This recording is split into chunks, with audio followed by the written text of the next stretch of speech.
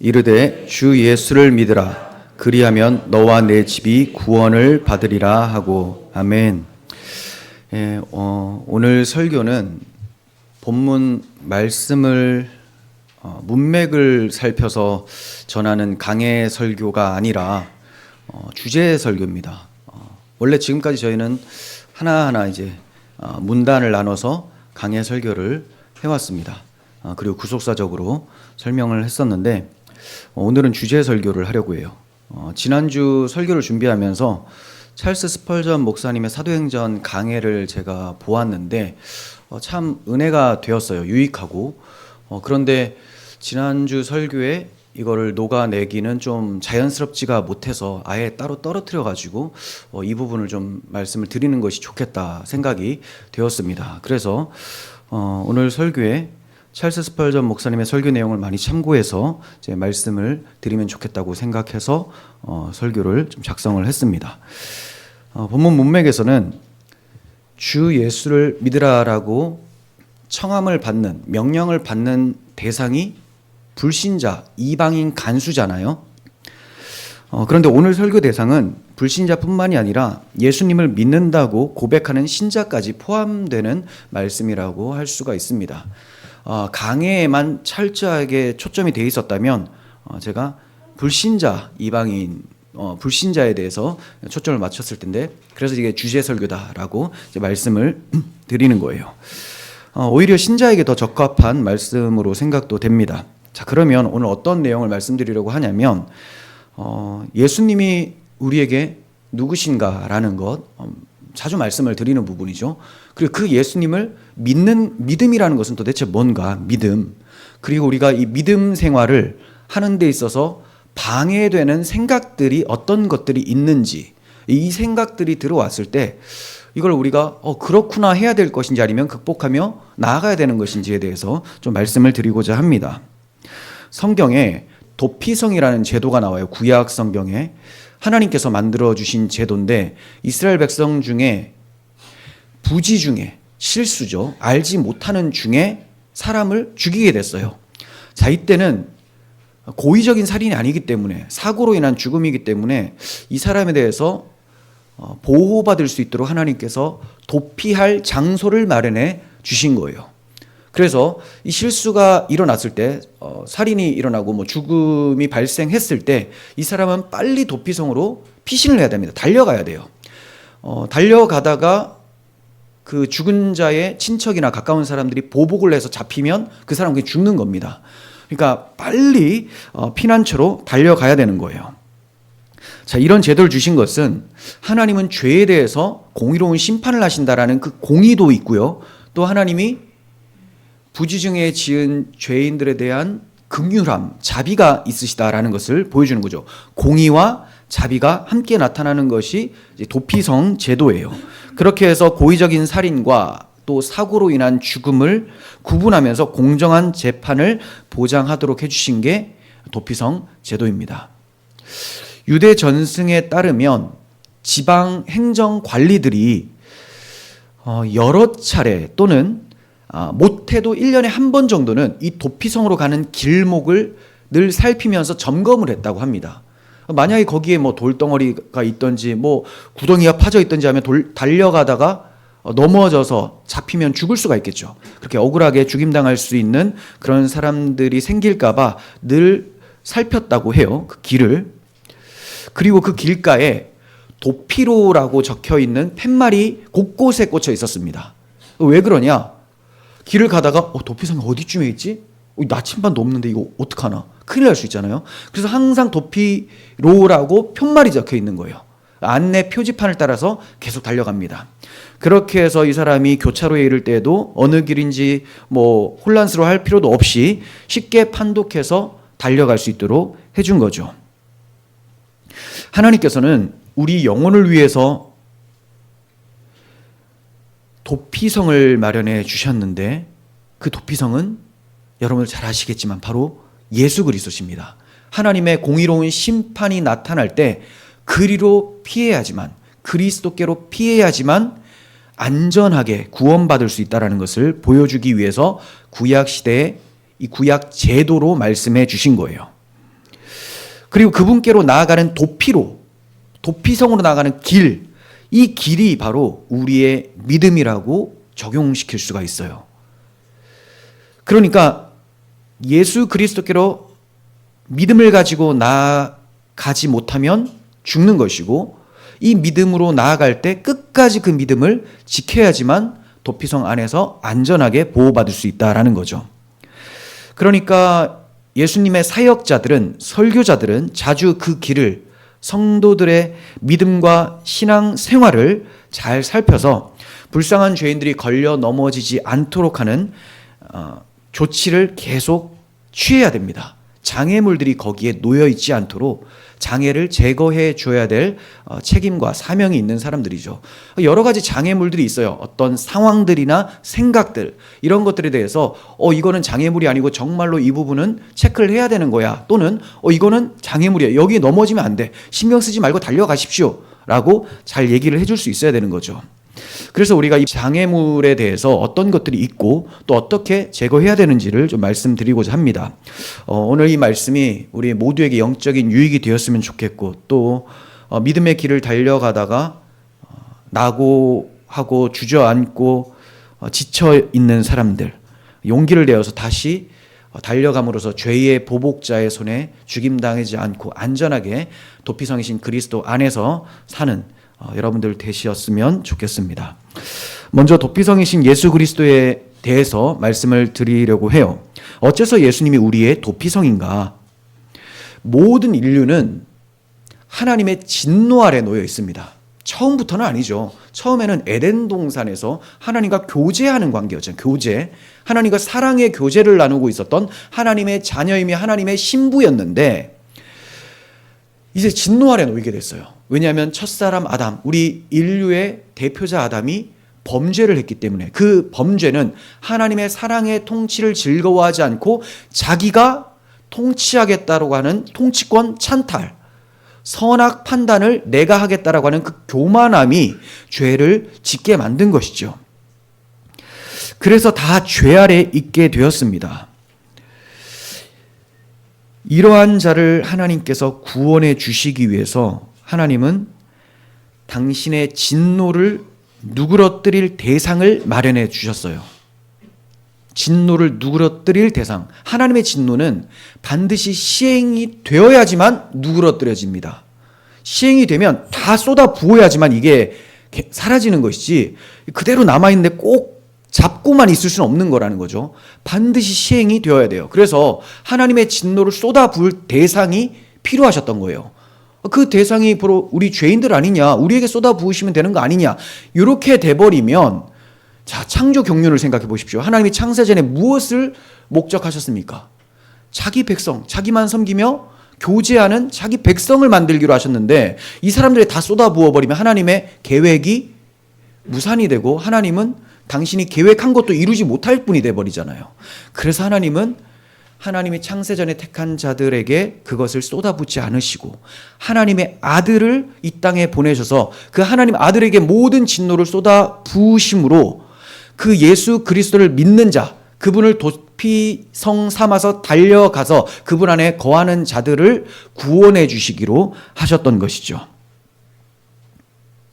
그렇게 하나님께서는 예수 그리스도를 그 엄중한 진노 아래 놓게 하셔서 십자가로 처형하심으로 하나님의 모든 진노가 그를 믿는 자들에게는 그치게 하셨습니다.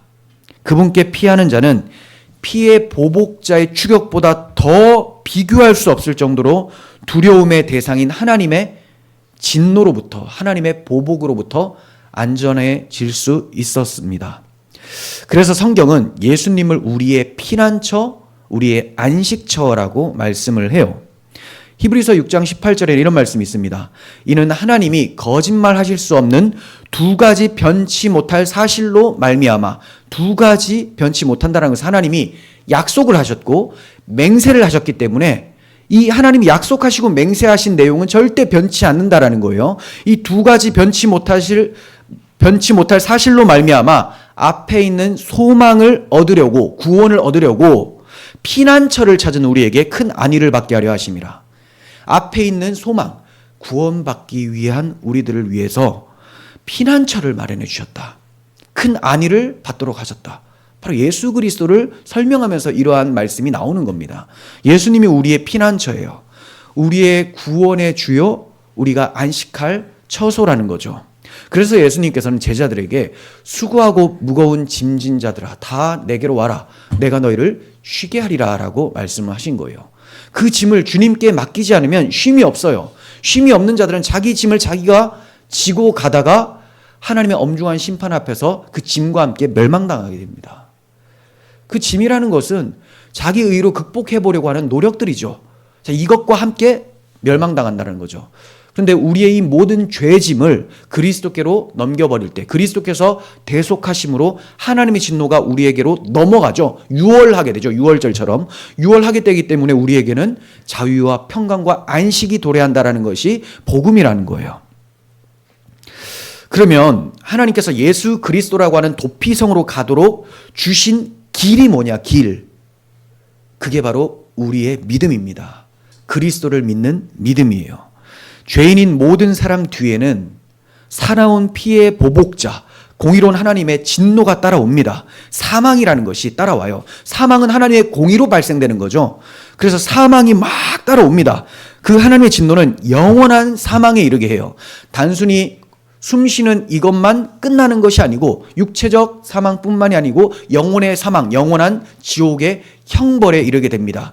그러니까 이 피의 보복자, 하나님의 공의에 잡히게 되면 영원한 지옥의 형벌을 받게 되는 거예요.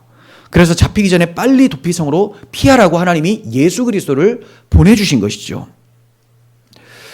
그러므로 지옥의 형벌을 피하려고 도피성이신 예수 그리스도께로 달려가는 길을 우리는 믿음이라고 할 수가 있는 거예요. 여러분, 우리 행위로는 절대로 스스로 구원할 수도 없고 누구를 구원할 수도 없습니다. 나의 행위가 아니라 예수 그리스도의 행위, 죽기까지 순종하신 하나님의 사랑을 나타내신 그분의 십자가 구원만이 우리를 구원해 주실 수 있는 거예요. 성경은 말씀합니다. 하나님이 세상을 이처럼 사랑하사 독생자를 주셨으니 이는 그를 믿는 자마다 멸망치 않고 영생을 얻게 하려 하심이라. 믿는 자마다. 믿지 않으면 멸망당한다는 거죠. 영생이 아니고 영벌이다.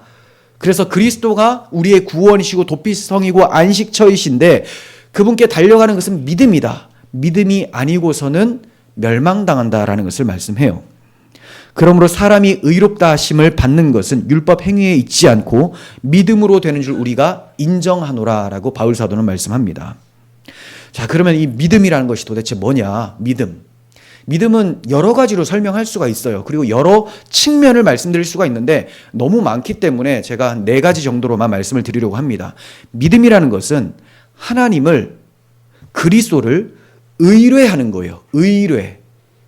의지라는 말과 신뢰한다는 말을 합친 단어라고 보시면 이해가 더 쉽습니다. 하나님을 의뢰하고 의지하고 신뢰한다라는 거예요. 다윗은 내가 주를 의뢰하고 적진으로 달리며 내 하나님을 의지하고 성벽을 뛰어넘나이다라고 고백을 했어요. 적진으로 달려갈 때 싸우는데 자기 칼, 자기의 힘 이런 걸 의지한 것이 아니고 주를 의뢰하고 하나님을 의뢰하여 성벽을 뛰어넘는다라고 합니다. 전쟁은 여호와께 속한 것이라는 것을 고백한 것이죠. 전쟁은 여호와께 속한 것이다. 물리적 전쟁뿐만이 아니고 물리적 전쟁도 여호와께 속했고요. 이 눈에 보이는 국가도 여호와께 속했는데 나의 삶 속에서 벌어지고 있는 영적 전쟁과 이 내 안에서 싸우고 있는 국가 간의 싸움들, 하나님 나라와 세속 나라의 이 싸움들도 결국은 여호와를 의지함으로써 이길 수가 있다는 것을 말씀하는 거죠. 예수님의 손에 우리의 모든 것을 의지하고 맡겨드리는 것이 바로 믿음이에요. 믿음이란 두 번째로 영접하는 거죠. 영접. 근데 영접하는 게 되게 추상적이지 않아요? 예수님은 지금 눈에 안 보이세요? 어떻게 영접해요? 들어오십시오. 일로 오십시오. 이렇게 해야 되는 거냐? 이 영접이라는 것은 지식과 의지가 동반이 됩니다. 지식과 의지. 아는 게 없으면 뭐 누구를 영접해야 되는지 나는 이분이 예수님인 줄 알았는데 아닌 거예요. 오시라고 했는데 다른 분인 거죠. 이렇게 되면 안 돼요. 그래서 바르게 알고 그 의지를 가지고 그분을 영접해야 되는데, 영생은 곧 유일하신 참 하나님과 그가 보내신 자 예수 그리스도를 아는 것이다 라고 말씀하셨어요. 예수 그리스도를 아는 것, 참 하나님과 그가 보내신 자 예수 그리스도를 알아야 된다. 그가 누구시냐? 하나님의 아들 그리스도. 하나님의 아들 그리스도. 그리고 예수님께서는 아무든지 나를 따라오려거든 자기를 부인하고 자기 십자가를 지고 나를 따를 것이니라 라고 하셨죠. 의지가 동반됩니다. 알고 그분이 누군지를 알면, 너무나 소중하고 그 능력 있으신 분인지 알면 따라가겠죠. 의지가 생기는 거예요. 알고 따라가는 겁니다. 자, 그리고 영접하는 자, 곧 그 이름을 믿는 자들에게는 하나님의 자녀가 되는 권세를 주셨으니 라고 말씀을 합니다. 그러면 영접하는 게 뭐냐? 이제 추상적이지 않아요? 믿는 거라고 합니다. 믿는 거. 영접하는 자, 곧 그 이름을 믿는 자들에게는 하나님의 자녀가 되는 권세를 주시는 것이다. 그러니까 내가 그리스도를 알고 자기를 부인하며 회개죠, 회개. 나는 십자가에 죽어 마땅한 존재라는 것을 인정하고 자백하고 부활의 주와 함께 그분이 걸어가신 십자가 사랑의 길을 걸어가는 것.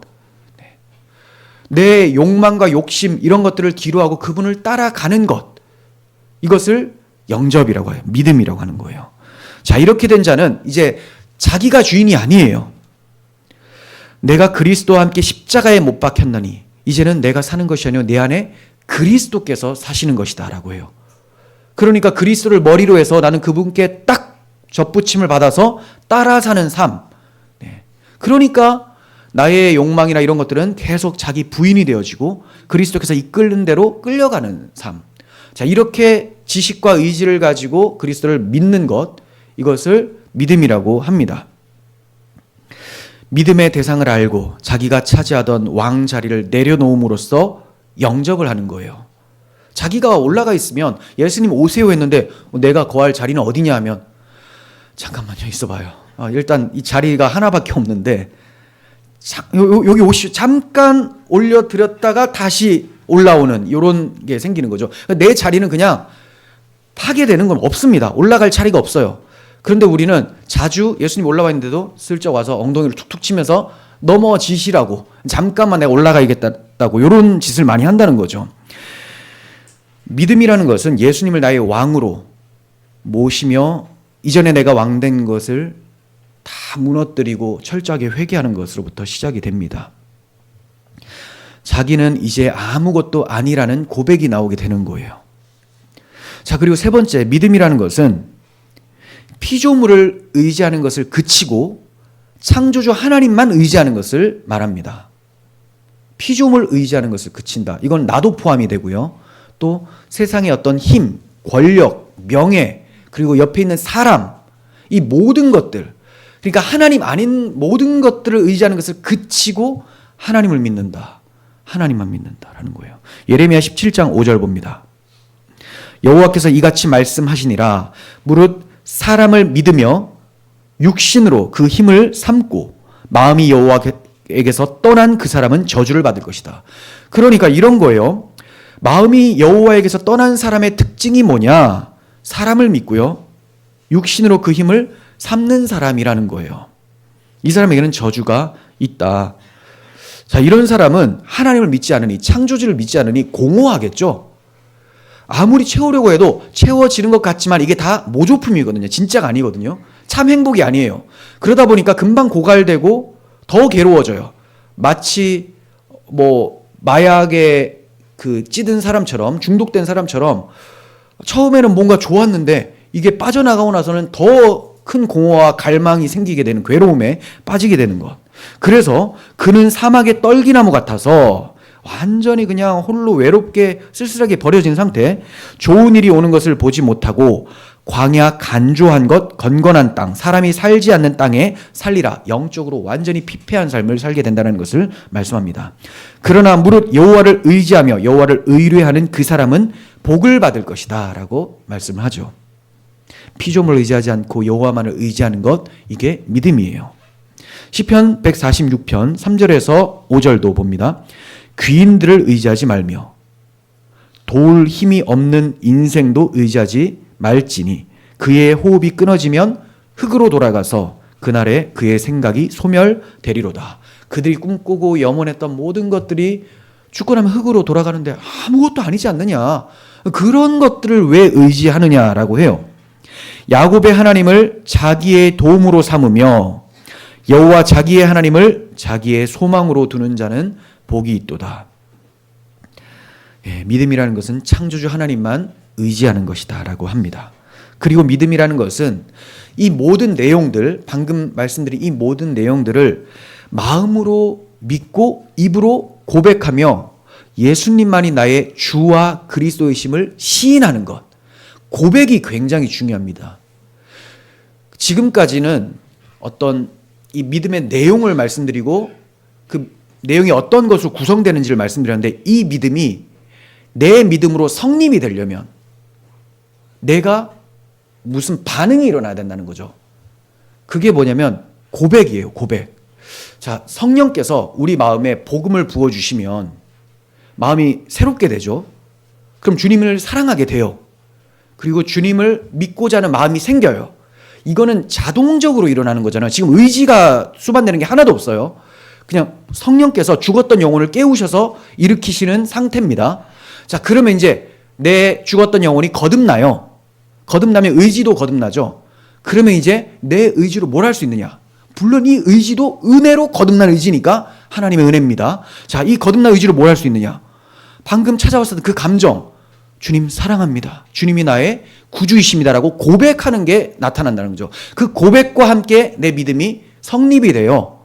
그러니까 성령께서 마음에 믿음을 주신 자가 고백하지 않는 경우는 없다는 거죠. 뭐 어디 공회에 끌려가도, 회당에 끌려가도, 죽을 위기가 돼도 예수를 고백합니다. 왜? 내 안에 성령께서 베푸신 믿음이 있기 때문에 이 믿음이 밖으로 표출이 돼요. 이 표출되는 것이 신앙 고백이라는 겁니다. 믿음 고백. 그래서 사람이 마음으로 믿어 의에 이르고 입으로 시인하여 구원에 이르느니라 라고 말씀을 합니다. 마음에 믿으면 의에 이른다. 그리고 입으로 시인하면 구원에 이른다. 다른 게 아닙니다. 뭐 마음으로 믿으면 의까지밖에 이르지 못하는데 입까지 해야지 구원에 이른다. 이게 아니고 의에 이른다라는 말은 구원에 이른다는 말이에요. 근데 마음으로 입으로 고백이 둘 다 중요하다는 거예요. 마음으로도 주님 사랑하고 입으로도 사랑하는 사람은 고백한다. 고백. 그래서 초대교회는 이 고백을 굉장히 중요하게 여겼습니다. 우리가 사도신경으로 우리의 신앙을 고백하는 것도 우리가 다 한 주님을 모신다라는 공적 표시죠. 굉장히 중요해요. 우리가 지치고 힘들 때도 함께 고백하는 사람들이 있고 한 하나님을 모시고 산다라는 그 모습을 우리 서로가 보게 되면 감사와 기쁨과 도전이 되고 힘을 얻게 된다는 거죠. 신앙 고백 너무나 중요합니다.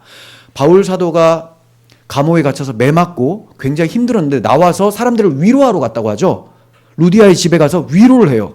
그 위로가 뭐냐? 내가 그 상황에서도 예수님을 전하고 그분만을 고백하고, 이것이 성도들에게 위로가 되는 거죠. 우리의 신앙 고백, 나의 유익이기도 하지만 서로의 유익이기도 한 거예요. 여러분, 이 믿음 고백은 내 믿음이 성립되는 시작이고요. 그리고 살아가면서 믿음을 지키는 수단이며 또 믿음의 삶을 살아내는 원동력이기도 합니다. 그러니까 믿음을 고백하는 게 꼭 주일에 나와서 신앙 고백, 사도신경만 하실 것이 아니고 날마다 틈이 날 때마다 그리고 의도적으로 생각을 해서 주님께 대한 믿음을 고백하셔야 됩니다. 주님은 살아계신 하나님이세요. 인격적인 분이시고 살아계시기 때문에 우리의 고백을 들으신다는 거죠. 그분이 그냥 허공에 둥둥 떠다니는 지식에 불과한 것이 아니고 인격적인 하나님이 지금 살아계시기 때문에 여러분들의 작은 신음에도, 여러분들의 고백에도 반응하셔서 우리 안에 계신 성령, 인격적인 그 하나님, 성령께서 반응하셔서 여러분들의 영혼을 풍성하게 하신다는 거예요. 그래서 우리가 주 예수님, 제가 주님을 믿습니다. 주님밖에 없습니다. 주님 사랑합니다. 나의 이 믿음을 굳게 하여 주시옵소서. 이러한 고백을 날로 하셔야 됩니다. 이걸 우리는 신앙 고백이라고도 하면서도 기도라고 하죠. 이걸 쉬지 말고 기도하라라는 것과 연결을 시킬 수가 있는 거예요. 여러분, 하나님의 엄중한 진노의 날에 우리가 이 진노를 피할 수 있는 유일한 도피성은 하나님의 아들 예수 그리스도십니다. 그분께로 피하는 것이 구원이고 그렇게 달려가는 길이 바로 우리에게 주신 믿음이에요. 믿음. 이 믿음을 지속하는 것이 믿음 생활, 신앙 생활이에요. 그래서 한 번 믿고 그치는 것이 아니고 눈 뜨면 또 믿고 하는 거예요. 물론 우리가 한 번 딱 믿으면 구원이에요. 취소되지 않아요. 근데 구원받는 이 믿음은 날마다 믿음을 고백하며 믿음을 이어가는 과정을 거치게 된다는 거예요. 이해가 되시죠? 내가 믿음을 고백해야지만 구원받는다라는 건 아닌데 시작된 믿음은 계속 믿음을 고백하며 믿음 지키면서 살게 만든다는 거죠. 자, 그런데 우리가 이렇게 믿음 생활을 하는데 여기에 돌들이 툭툭 놓여 있는 거예요. 그러니까 이 믿음의 경주를 해야 되는데 이게 많은 어려움이 찾아옵니다. 어떤 돌들이 있을까? 한 5가지로 말씀을 드리면 첫 번째는 과거에 자기가 지은 죄에 대한 기억에 사로잡혀 있는 겁니다. 물론 우리가 지은 죄가 우리가 서로 볼 때 크고 작을 수가 있죠. 그러면 이제 회개를 해요. 예수님 처음 믿을 때는 다 회개를 합니다. 예수님이 사하지 못할 죄는 없어요. 예수님의 사랑보다 더 큰 죄가 있느냐? 그럴 수는 없죠. 우리 죄의 깊이가 이만큼 깊어도 이 모든 것을 담아내시는 그리스도의 사랑이 우리를 구원하시는 거죠. 그래서 우리가 죄를 자백하고 그리스도의 대속을 믿으며 나아간다면 죄 용서를 받아요. 그런데도 저는 그리스도를 감히 믿을 수가 없습니다. 지은 죄가 너무 많아서 너무 악해서 이건 나조차도 용서를 못하는데 예수님 용서 못하실 것 같아요. 예수님을 자기 수준으로 보는 거죠. 나조차도 용서가 안 되는데 자기가 뭐 엄청나게 대단한 관용을 베푸는 사람인 줄 아는데 아니라는 거예요. 너는 못하는데 예수님은 할 수 있다라는 거. 그렇게 가야 되는 거죠.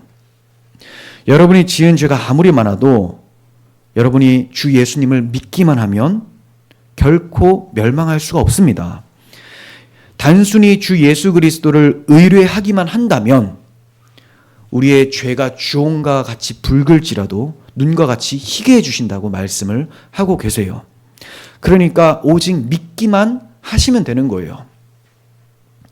그 아들 예수의 피가 우리를 모든 죄에서 깨끗하게 하실 것이요라고 말씀하고 있습니다. 아니 근데 목사님 아까 믿음에 대해서 말씀하시는 거 보니까 이 믿음 너무 어렵던데요?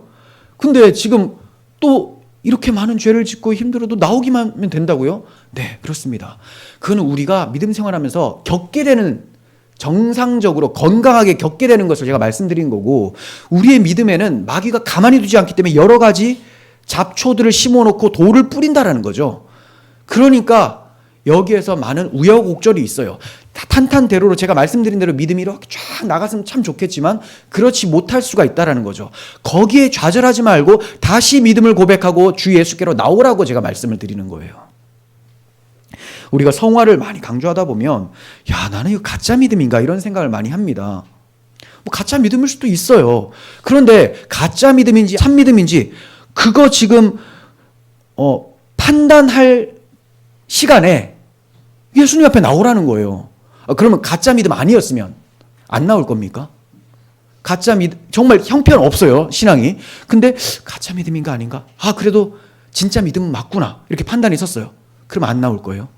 뭐가 달라집니까? 똑같잖아요. 결국은 지금까지 내가 한 게 뭐가 되냐? 요거 공로 챙기는 거예요. 믿음 생활도 자기 공로로 챙기기 위해서 이게 진짜였나 가짜였나 이렇게 본다는 거죠. 지금 내가 진짜 믿음으로 나아가는 게 중요한 거예요. 이전에 지금까지 믿어온 게 가짜인가? 그럼 지금 믿으면 되는 것이고, 진짜였으면 감사하고 또 믿으면 되는 것이고, 어차피 믿음은 지속되는 겁니다.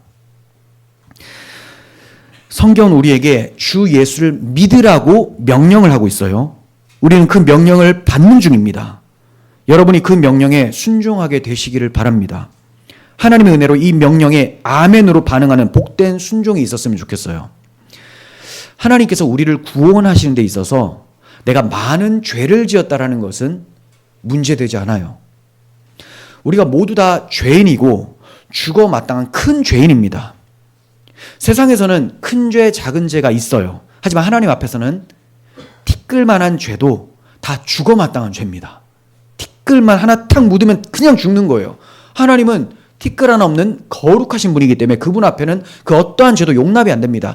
그러니까 크고 작은 죄가 문제가 아니고 이 크고 작은 죄인임을 인정하면서 그분이 필요하다라고 고백하고 그분을 영접하느냐, 이게 중요한데 이때 내가 완고한 마음 가지고 믿지 않는다면 그게 아주 불행이라는 거죠. 만약에 우리의 죄의 크기가 문제될 것 같았으면 모든 사람들이 다 죄인인데 어째서 구원이라는 것을 말씀하셨을까요? 뭐 놀리는 것도 아니고 다 죄인인데 크고 작은 죄가 문제될 것 같았으면 무슨 구원을 말씀합니까? 다 죽는데. 문제는 우리 죄인이 마음이 완고하다라는 거예요. 예수님께 나아가고자 하는 마음이 없는 것, 그분만으로는 안 될 것 같은 생각들, 꼭 그분을 믿어야만 되는가라고 하는 이 고집스러움이 문제라는 거죠. 자신이 큰 죄를 지었기 때문에 그리스도께로 나올 수가 없다고 생각됩니까? 생각해 보세요. 영적으로 큰 병이 걸렸기 때문에 영혼의 의사이신 그리스도께서 이 병을 고치지는 못하실 것이다, 이렇게 생각을 한다는 거죠. 내가 너무 큰 병에 걸려서 그게 지옥 갈 죄라는 병 아닙니까? 불치병이에요. 우리 인간 사회에서는 절대 이걸 극복을 못해요. 그런데 예수님도 이건 안 될 거야, 정말 이렇게 생각하십니까? 아닙니다. 내가 죄가 클수록 깊을수록 영혼의 의사이신 그분께는 더 영광이 됩니다. 이걸 고백하고 나온다면. 보세요. 별거 아닌, 아무것도 아닌 병에 걸렸어요. 그러면 부모님도 아유 괜찮아, 그럼 면역력 키우고 좋지, 이 정도 말할 그 하찮은 병 있잖아요. 그런 거 걸렸는데 의사한테 나가서 고침을 받았어요.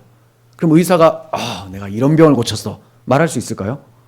가만히 놔둬도 잘하는 거, 그 자기한테 영광이 안 돼요. 그런데 야, 이건 진짜 큰일 났는데 이거 고칠 수 있는 의사가 없을까? 저기 서울대병원 아니면 삼성 어디? 아산? 어디로 가야 되나? 하다가 저기 딱 한 분 계셔. 그분께 갔는데 그분이 고쳤어요. 용하다, 용해. 명의가 딱 되죠, 명의. 그분께 영광이 돼요. 그러니까 더 중할수록, 병이 중할수록 의사에게는 영광이 됩니다. 그러니까 우리가 얼마나 큰 죄인이고 이 죄의 병을 아무도 고칠 수 없는데 근데 예수님께 가지고 나갔어요. 그러면 예수님이 그것을 고쳐주세요. 자기 피로 깨끗하게 우리를 씻어주시면 오히려 그것이 예수님께 영광이 되죠. 왜냐? 이 죄 많은 나를 구원해 주신 그리스도여 영광을 받았소라고 우리는 고백하게 되기 때문에. 그러니까 내 죄가 얼마나 많은가가 여러분들의 발목을 잡을 수 없다는 것을 기억했으면 좋겠습니다. 여러분의 죄에다가 믿지 않는 죄를 더하지 마십시오. 지금까지 지은 죄보다 더 크고 악질적인 죄가 믿지 않는 죄예요. 지금까지 지은 죄, 그거 다 지었잖아요. 다 지었어요. 모든 인류가.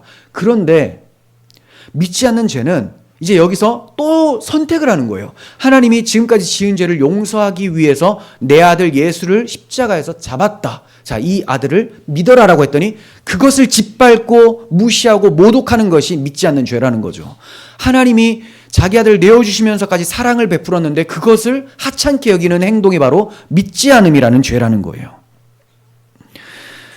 여러분이 그리스도를 의뢰함으로 하나님께 복종하신다면 여러분의 모든 죄가 사해진다라는 것을 성경은 말씀하고 있습니다. 만일 우리가 우리 죄를 자백하면 그는 미쁘시고 의로우사 우리 죄를 사하시며 우리를 모든 불의에서 깨끗하게 하실 것이요. 우리가 그분께 자백하면 다 깨끗하게 해주십니다. 그러므로 너희가 회개하고 돌이켜 너희 죄 없이함을 받으라. 이같이 하면 새롭게 되는 날이 주 앞으로부터 이를 것이요. 우리가 주님께 회개하고 돌이켜 죄 없이함을 받으면, 예수 믿어 죄 용서를 받으면 새롭게 하는 날, 새하늘과 새 땅, 그리고 이 땅에서도 새로운 삶이 시작이 되는 것입니다. 그러므로 오늘 여러분 중에 오직 그리스도만 의뢰하겠습니다라고 하는 분이 많아지시기를 바랍니다. 그리스도의 보혈을 의뢰하는 자는 그 어떤 죄인이든지 결코 멸망하지 않을 거예요. 두 번째로, 목사님 저는 마음이 너무 완고해서 믿지를 못하겠습니다. 제가 마땅히 느껴야 되는 그 죄의 깊이조차 저는 잘 느껴지지가 않아요. 제가 얼마나 악하고 제가 지은 죄가 얼마나 악한 것인지 자체를 잘 못 느끼겠습니다. 마음이 돌덩어리 같아서 회개가 잘 안 된다는 거죠. 자, 그러면 한번 질문해 볼게요. 마음이 완고하면 믿지 않아도 된다라는 성경 구절이 있어요? 마음이 완고할 때는 믿지 않아도 된다. 성경은 하나같이 회개하고 주 예수를 믿으라 이거예요. 네 상태가 어떠면 예외다라고 하는 게 없어요. 다 믿으라는 겁니다. 그러니까 마음이 완고해서 제가 믿지를 못하겠어요라는 것은 이해할 만한 것이 아니고 책망받아야 될 거라는 거죠. 그 완고함을 회개하십시오라는 거예요. 지금 그 말을 하고 안 믿으려고 하는 그것을 회개하십시오가 되는 거예요. 히브리서 3장 11절 보십시오. 내가 노하여 맹세한 바와 같이 그들은 내 안식에 들어오지 못하리라 하였느니라. 형제들아, 너는 삼가 혹 너희 중에 누가 믿지 아니하는 악한 마음을 품고 살아계신 하나님에게서 떨어질까 조심할 것이요. 어떤 사람을 멀리하라는 거예요. 믿지 아니하는 악한 마음을 품고 살아계신 하나님께 떨어질까 조심하면서 이러한 사람들, 이렇게 조장하는 사람들, 요거 피하라는 것, 이게 그 뒤에 내용이 나옵니다. 오직 오늘이라 일컫는 동안에 매일 피차 권면하여 너희 중에 누구든지 죄의 유혹으로 완고하게 되지 않도록 하라. 왜 광야에서 많은 이스라엘 백성들이 죽었어요?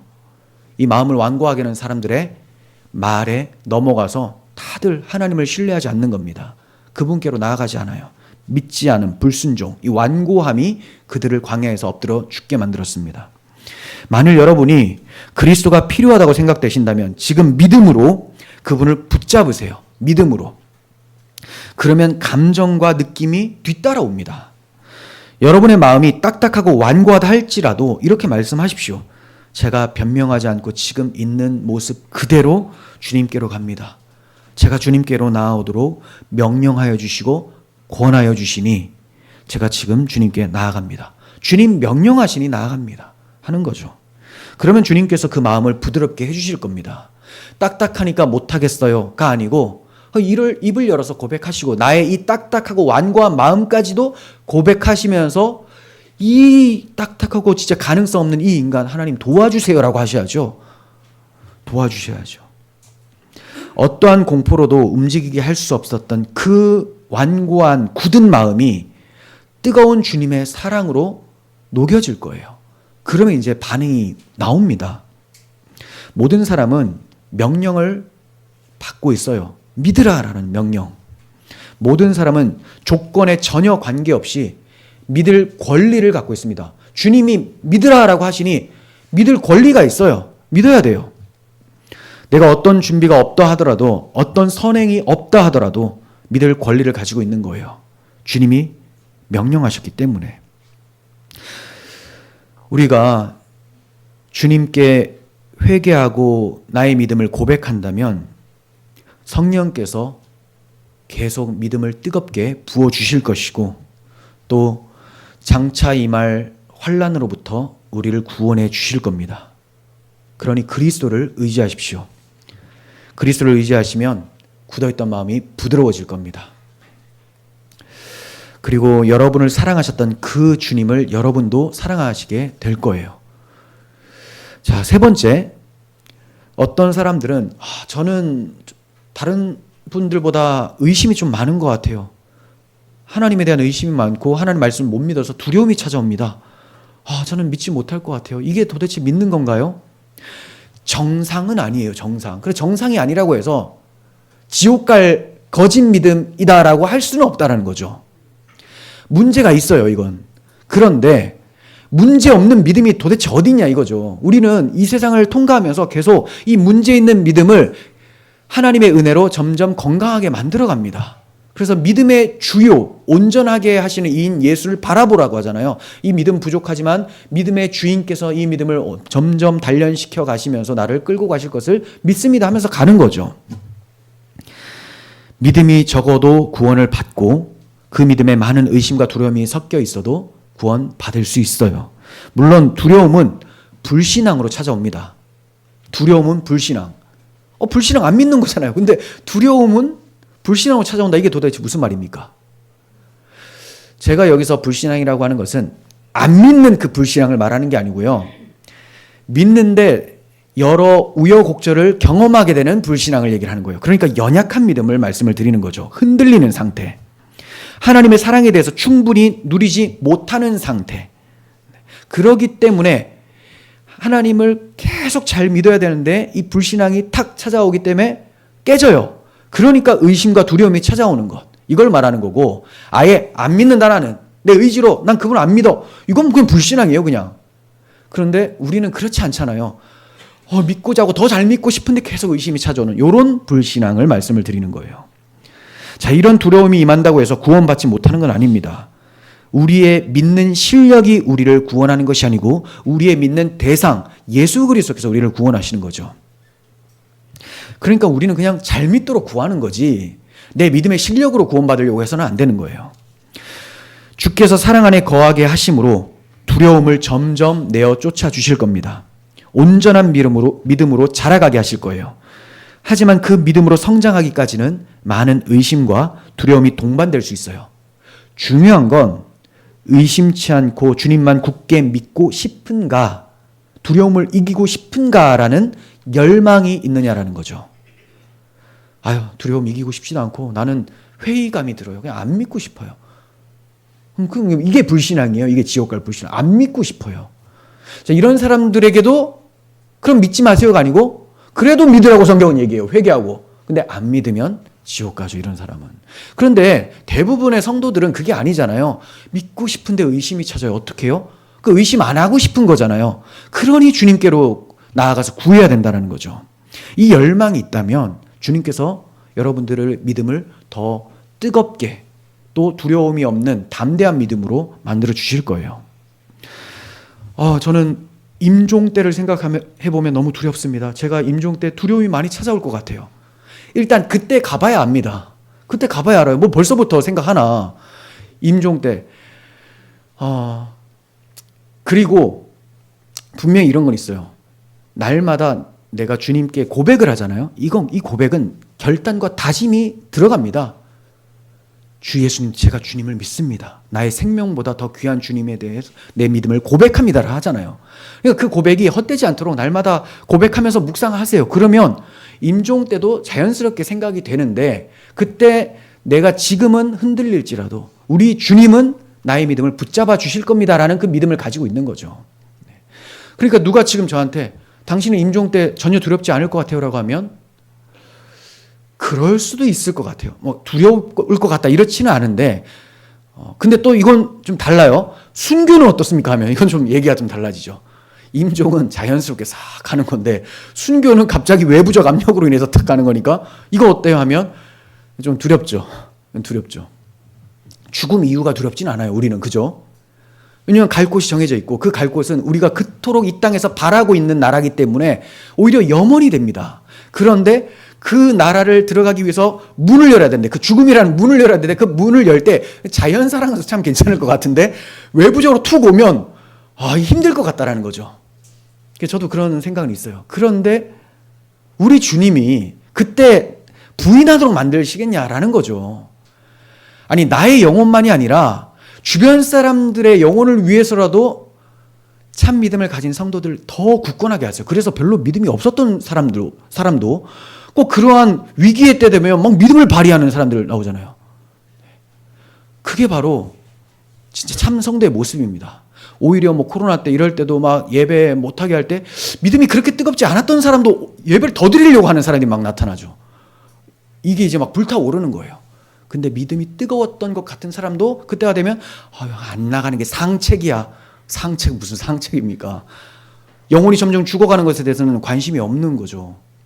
그러니까 그때가 되면 주님께 붙어있는 사람은 주님께서 감당할 만한 시험만 주시기 때문에 믿음 더하여 주신다라는 거예요.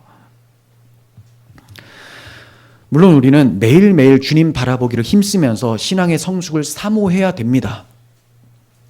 우리는 제가 두려워하는데 주님 어떡합니까? 라고 할 것이 아니고 두려워하지 말고 믿기만 하라라는 주님의 명령에 귀 기울이고 순종하면 되는 겁니다. 두려워하지 말고 믿기만 하라면 두렵지만 믿습니다. 솔직하면 돼요. 솔직함. 주님께는 솔직해야 됩니다. 저는 안 두려워요 주님. 월월 떨고 있으면서 두려워요. 두렵지 않게 해주세요. 그럼 되죠. 자, 네 번째. 어떤 사람들은 또 목사님, 저는 예수님을 믿지만 기쁨을 못 느낍니다. 기쁨을. 성경은 믿는 자에게 기쁨이 따른다라는 것을 자주 말씀을 하죠. 그죠? 그러니까 기쁨이 없다는 것은 참 안타까워요.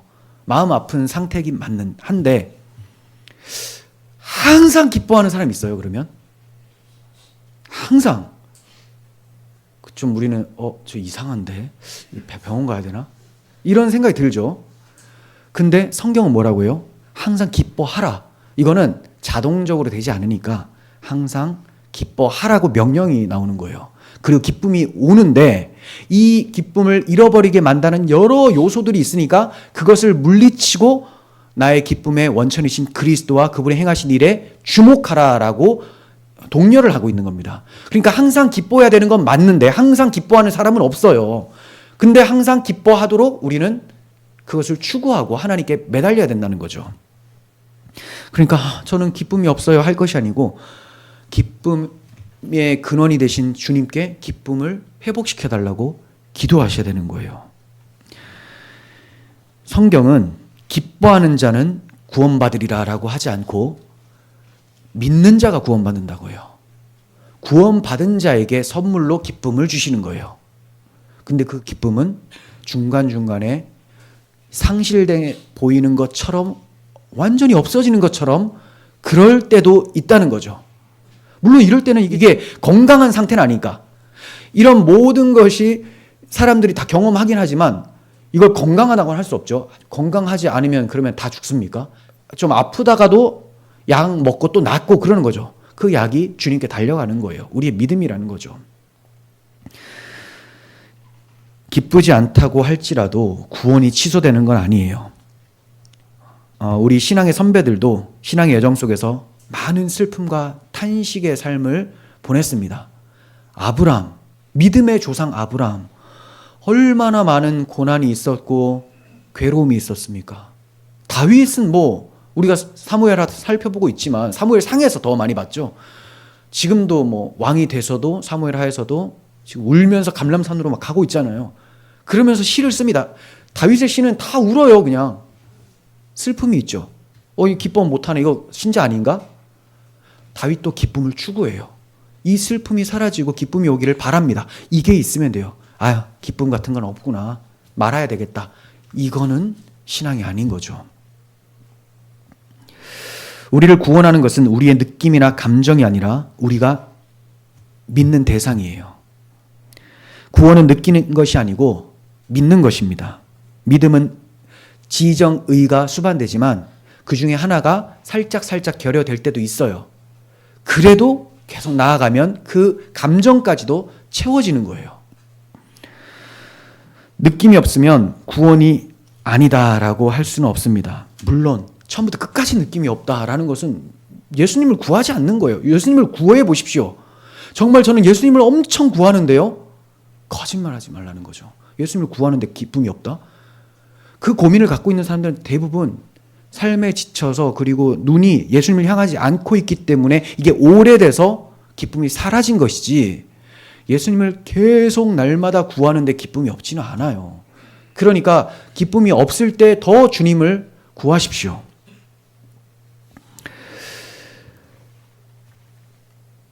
열매를 내가 맺으려고 신경 쓸 것이 아니고 열매 맺으시는 나무 자체이신 그리스도께 붙어 있는데 우리의 신경을 써야 되는 거예요. 믿음을 고백하는 것에 신경을 써야 되는 거지. 성령의 열매라고 하는데 내가 맺으려고 해요. 그러면 나의 열매지 그게 어떻게 성령의 열매입니까? 물론 열매를 맺을 때는 이 나를 통해서 나오잖아요. 그러니까 이게 아파요. 힘들어요. 근데 내가 쥐어짜는 건 아니에요. 주님이 하시는 거예요. 근데 겪게 될 때는 힘듦이 찾아오죠. 그러니까 열심히 수고하고도 내가 하지 않았다라고 하는 말이 뭐냐? 성령께서 하셨다라는 거예요. 성령께서. 그런데 내가 그것을 많이 수고한 것으로 경험이 되는 거예요. 그러니까 이게 순서가 바뀌어버리면 완전 율법의 열매가 됩니다. 내가 열심히 해서 내놓으면 하나님 자랑할 건 없어요. 이제 내가 했습니다 되죠. 내가 기쁨을 누리기 위해서 뭔가 많이 해서 하나님 나 기쁨 얻었는데요. 요건 이제 가짜 기쁨. 그리스도께로 나아가서 그리스도께서 주시는 그 기쁨을 얻으시라는 겁니다. 자, 다섯 번째, 어떤 사람들은 제가 신성모독하는 생각이나 말들이 튀어나올 때가 있습니다. 이렇게 얘기하면서 저 같은 자가 어떻게 구원을 받겠습니까? 신성모독이라고 하니까 되게 무섭잖아요. 신성모독. 자, 그래서 참 이 신성모독적인 생각이 찾아오면 막 괴로움이 찾아옵니다. 괴로움이 찾아오는 것은 당연하죠. 괴로워할 필요가 없습니다라는 것은 그것도 문제예요. 괴로워요. 근데 더 괴롭게 하는 것은 악한 것을 추구할 때 이런 생각이나 말이 나오는 것이 아니고 기도할 때나 성경 읽을 때도 이런 생각들이 찾아올 수 있다는 거예요. 저한테도 그게 찾아와요. 성경 보는데, 기도하는데. 그러면 이게 나는 성경을 보고 기도하는 것은 주님을 사랑하고 더 주님께로 나아가기 위해서 하는 거잖아요. 이게 지금 이 시도 자체가 내가 원하는 겁니다. 그런데 내가 원치 않는 그게 쑥 찾아와요. 그럼 이게 누구 거예요? 이게 내 겁니까? 마귀가 집어넣는 거라는 거죠. 정말 뜬금없이 찾아와요. 갑자기 예수 그런 게 어디 있어? 막 이런 게 팍팍 찾아옵니다. 많이는 아닌데 사람마다 다르겠죠. 많이 하면 진짜 힘들 것 같아요. 근데 그냥 문득문득 찾아와요. 그러면 난 예수 안 믿는 사람인가? 처음에는 청년 때 그럴 때는 처음에는 좀 당황스럽죠. 근데 아닙니다. 전 주님 믿어요. 주님밖에 없어요. 라고 고백하면 돼요. 그리고 이런 생각들 떨쳐버리게 해주세요. 하면 되죠. 청교도들도 이런 생각들 때문에 굉장히 괴로웠다고 해요. 제가 뭐 엄청 좋아하진 않는데 그 데이빗 브레이너드라고 하는 분, 에드워즈의 사위 되시는 분은 이게 모독하는 말이 나올 것 같아가지고 이 길가에 더러운 웅덩이가 있었는데 거기 물이 고여 있었어요. 거기에 얼굴을 쳐박았다고 얘기를 해요. 제가 나올 것 같으니까 너무 괴롭고 삶이 뭐 그러니까 이게 튀어나올 것 같으니까 입으로 범죄할까봐. 그리고 뭐 존 버년도 그렇고 여러 사람들이 이런 생각들이 찾아왔다고 합니다. 그러니까 이거는 뭐 나만의 문제다라고 할 것이 아니고 마귀는 계속 여러모로 공격합니다. 각 사람에게 이게 통할 것 같은 걸로 해요. 이게 안 통하면 다른 걸로 하죠. 그 바보입니까, 걔가? 이게 몇 번 했는데 안 통해. 뭐 성적으로 했는데 안 통해. 그러면 다른 거, 돈, 명예, 아니면 신성모독 이런 걸로 막 루트를 찾는 거죠. 이 잘 통하면 그걸로 계속 가는 겁니다. 그러니까 이것은 내 것이 아니라는 걸 알고 마귀 얼굴에 집어 던지라는 거죠. 이거 네 거다. 빨리 가져가라. 더러운 거. 그리고 나는 주 예수님만 믿는다. 이렇게 가셔야 되는 거예요. 마귀한테도 좀 과격하게 하세요. 근데 여러분들 인격이 파탄될 지경으로 과격하게 하지 마시고, 네, 이 더러운 놈아 가져가라. 이렇게 하시면 되죠. 그런 생각이 찾아올 때 내 마음이 어떤지가 중요해요. 내가 과연 그런 생각들을 슬퍼하고 그것들에 대해서 회개하는가? 그렇다면 이게 내게 아니잖아요. 그걸 슬퍼하는데 그게 어떻게 내 겁니까? 근데 그게 막 너무 즐거워. 막, 재밌네. 막, 속이 시원하네. 예수님을 신성 모독하니까 너무 시원하다. 이거는 이제 큰일 났네요. 근데 내가 그게 괴롭잖아요. 그거 내 거 아니라는 겁니다. 그것 때문에 그리스도께 나오는 것을 주저하지 마시라는 거예요. 그분을 믿음으로 고백한다면 사함받지 못할 죄가 없습니다. 사함을 받지 못할 죄. 정말 신성 모독죄는 뭐냐면 예수님을 주님으로 모시기를 그치겠다라는 거. 불신앙이 신성 모독죄입니다. 다른 모든 죄들은 예수께로 나아가면 사함을 받을 수가 있어요. 여러분의 있는 모습 그대로 하나님 앞에 나오십시오. 있는 모습 그대로. 그렇다고 뭐 있는 모습 그대로라고 하면 그 불손한 생각들 그대로 가지고 나오라는 게 아니고 애통하고 회개하고 자백하는 마음을 가지고 있는 모습 그대로 솔직하게 나오라는 거죠.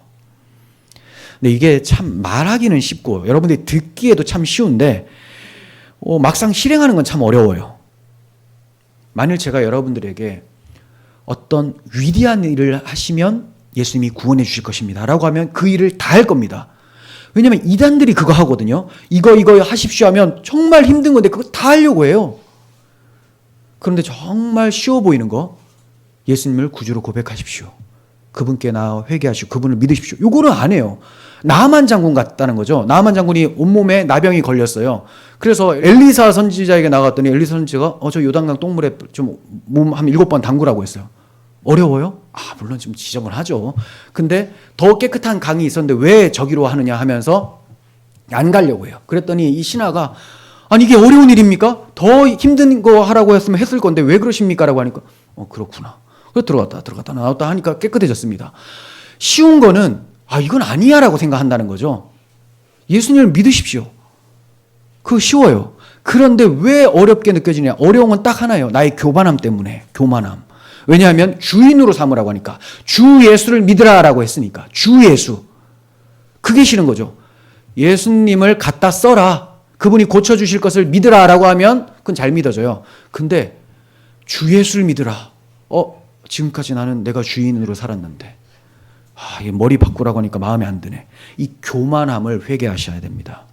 창조주 앞에서도 교만함을 내려 못하고 있었는데 그분이 구속주로 오셔서 십자가로 나를 구원하셨음에도 여전히 교만함을 지고 있다면 이건 하나님에 대한 도전이에요. 믿지 못하는 건 교만한 것이고 교만은 패망의 선봉이 됩니다. 주님 앞에 나올 때 뭔가 갖추고 나오려고 하지 마시고 있는 모습 그대로 솔직하게 자백하고 회개하는 마음으로 나오십시오. 회개할 때 포장하시지 마시고 회개가 잘 안 되면 잘 안 된다고 말씀하시고 도와달라고 구하십시오. 회개 포장하잖아요. 교만이 꺾이질 않아요. 지금 이게 예수님께 통한다고 생각하는 건가? 내가 정말 괴롭습니다라고 말하는데 안 괴로워요. 근데 예수님이 이걸 속을 거라고 생각하는 건가? 이건 예수님 무시하는 거죠. 하나님 저 왜 그러죠? 이거 마음이 너무 완고해요. 차가워요. 도와주세요. 도와달라는 건 솔직한 거잖아요. 근데 도와줄 필요가 없으면 기도를 안 하겠죠. 도와달라는 도움을 얻을 필요가 없으면. 그냥 기도하는 자는 다 도움이 필요한 사람이에요. 그 솔직하게 말씀하시면 됩니다. 여러분들의 연약함을 아시는 우리 주님이 우리의 믿음의 주인이신 그 주님이 여러분들의 기도를 들으시고 이끌어 가실 거예요. 우리는 믿으라고 하는 명령을 받고 있습니다. 지금까지 믿지 않았던 사람도 또 지금까지 믿고 있던 사람에게도 모두 믿으라고 하는 명령이 주어지고 있어요. 참 믿음은 끝까지 지속되는 믿음입니다. 오늘 믿고 내일 또 믿고 계속 믿는 믿음. 이 끝까지 주님을 의지하며 그분만을 나의 주, 나의 그리스도로 고백하는 믿음. 이러한 믿음을 날마다 구하시고 이 믿음을 여러분들 삶에 경험하시면서 주님께 영광 돌리는 우리 모두가 되었으면 좋겠습니다. 기도하겠습니다. 거룩하신 하나님, 주님의 음성으로 우리는 주 예수를 믿으라라는 명령을 받습니다. 그 명령 앞에 다른 어떤 핑계 대지 않고 이러저러한 일로 주님 저는 못 믿겠습니다 할 것이 아니고 주여 나를 도우소서, 나를 용서해 주시옵소서라고 구하며 믿음의 회복을 구하오니 우리에게 믿음을 더하여 주시옵소서. 도피성이신 그리스도 안에서 안식과 보호함을 받는 저희 모두가 되게 하여 주옵소서. 우리 구주 예수 그리스도의 이름으로 기도합니다. 아멘.